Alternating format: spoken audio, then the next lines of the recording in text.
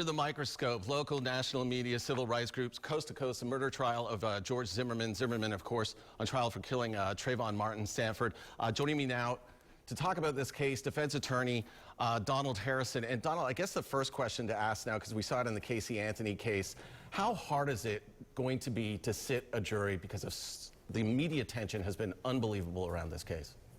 In ground zero is where it's going to be the hardest, which is going to be in Seminole County. They're going to probably have to come to the West Coast, or maybe even go further north to get a jury that they can seat that doesn't have the emotions. I mean, this is an emotionally laden trial. We have a young man who's died, and this is a community kid. This is a kid from that community. So they're probably going to have to go outside the community, as Casey Anthony did, to find some individuals that they may have heard of it, but can set aside what they've heard. As a defense attorney, how would you approach this, trying to seat a jury, the best jury that you can? Because that's really where the chess game begins, as you try and seat a jury to set up your attack or your defense. Well, there's no real science to jury selection. It's sort of just a feel. You just, as you interact with the jury during the voir dire process, you're talking to them, they're interacting with you, and you can get a sense of where they're coming from and sort of how they think. And what you're looking for is analytical type people, people that are engineers, people that have math type backgrounds and science backgrounds, because they're more analytical, they're more objective than subjective. Individuals that have more emotional side to it, such as, I don't want to knock teachers, but teachers generally are not the best in occupational-wise, religious people, because they want to help people. We're not, as a defense attorney, we're not looking for help. We're looking for rendering a decision based on facts and the law.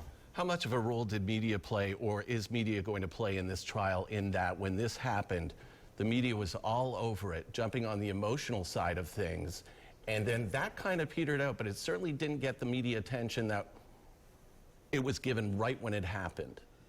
It has petered out, but that's typical of what happens. It's like many cases that we had in Michigan, the individuals being arrested for cell phones, and then we don't know whatever happened to them. It becomes a big thing that particular time. But now it's weighed down. The media has not sort of pre-tried this case like they did with Casey Anthony. And so having media, it could be beneficial to us, because the media can make the case out to be so solid against the defendant that there's a very high hill they have to produce, and they may be unsuccessful in producing it. But although the state's not supposed to do this, they're going to play on the emotion of the event, are they not? Well, it's inevitable. I mean, we have a young man who's dead. It's emotional as it is. So they can't play on it, but in a way they can try to work it to their advantage. As a defense attorney, what do you do? How do you approach it for George Zimmerman? Well, it's not a question of what happened. It happened. He shot this young man. It's a question of trying to establish that he was justified.